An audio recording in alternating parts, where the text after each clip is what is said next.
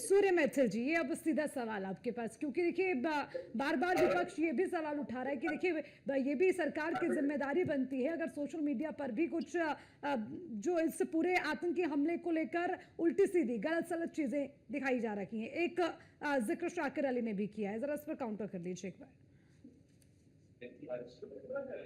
पहले तो आपको और पूरे देश को भारत माता की जय और वंदे मातरम। और पहले तो नमन है उन 26 शहीदों का जिन्होंने भारत माता के लिए अपनी जो है जान न्यौछावर कर दी। भारतीय होने का उन्होंने कीमत चुकाई है पाकिस्तानी आतंकवादियों के सामने। और अर्चना जी, मेरे को 120 सेकंड दीजिएगा इंटरप्ट विदाउट इंटरप्शन। मैंने किसी को इंटरप्ट नहीं किया, उसके बाद किसी को काउंटर करना तो वो कर सकता है। बोलिए। देखिए, पहले तो मैं आपको ये बताना चाहता हूं कि ये जो शिमला समझौते पे हम लोग चर्चा कर रहे हैं, मैं ये मानता हूं कि शिमला समझौता इस देश के माथे पर, इस देश की सेनाओं के शौर्य पर कलंक था। हमारी सेनाएं ढाका तक घुसी, चिटगांव, ढाका, उसके आगे बांग्लादेश, पूरा का पूरा हमारी सेनाओं ने जीता। 3000 से ज्यादा हमारे फौजियों ने अपने सरों की आहुति देकर भारत माता के गले में विजय का जो है हार पहनाया था।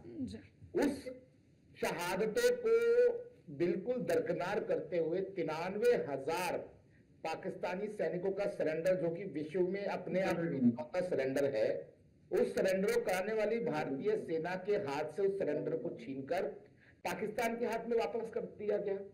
हमने इधर कराची भी जीता था, उधर रावलपिंडी तक हमारी फौजें पहुंच गई थी। हमने बिगर किसी शर्त, बिगर किसी लाभ के वापस कर दिया वो सब कुछ। और पाकिस्तान को केवल इन 2-3 चीजों में बांध लिया कि लाइन ऑफ एक्चुअल कंट्रोल होगी। अरे हमारी सेनाओं ने जो लाइन ऑफ कंट्रोल है वो खुद बनाया था।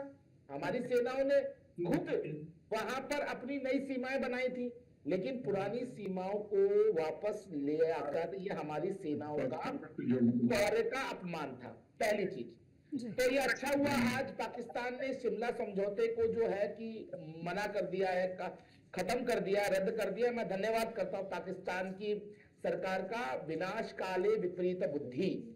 अब हमारी सेनाओं के बंदिशें खत्म हो गई है। हम किसी अंतरराष्ट्रीय समझौते के बंदिश में नहीं है कि हम हमला नहीं कर सकते या हमारी जो सीमाएं हैं उसे बढ़ा नहीं सकते। पहली चीज।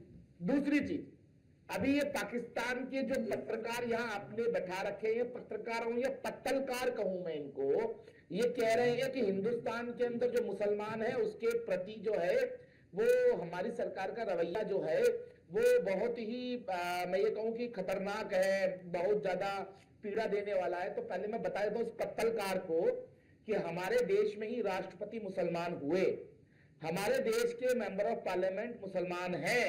तुम्हारे देश के अंदर जरा एक नाम बता दो जिसको कि राष्ट्रपति बनाया या उपराष्ट्रपति बनाया हो मुसलमान को।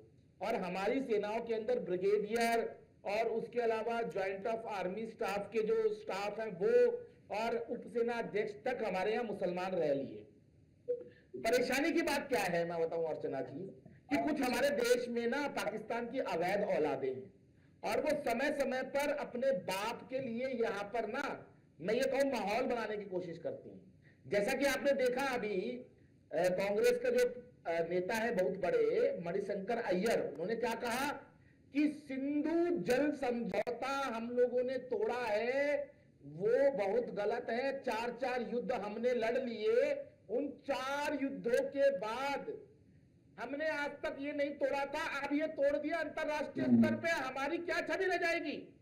अरे बेशर्म इंसान, पहले ये सोचो कि हमारे देश के निर्दोष नागरिकों की हत्या करके जिस प्रकार से हमारे देश को ललकारा, हमारे माननीय प्रधानमंत्री जी को ललकारा, उससे क्या स्थिति रहेगी। एक चीज और, लेकिन यहाँ पर शाकिर अली ने जिस प्रकार से पाकिस्तान के पत्तलकार का समर्थन किया और जिस प्रकार से पीछे के रास्ते से उसको समर्थन दिया, मैं ये कहना चाहता हूं कि यहाँ पर ये जो आस्तीन के सांप है ना, ये पाकिस्तान की अवैध औलादे जो हिंदुस्तान में रह रही है। ओके ठीक है मैथुल जी प्लीज ऐसे नहीं, मैथुल जी प्लीज 1 सेकेंड। अच्छा शाकिर अली अंग्रेजों के तलवे चालने वाले तो सीधी बात करते हो, कोई बात नहीं है।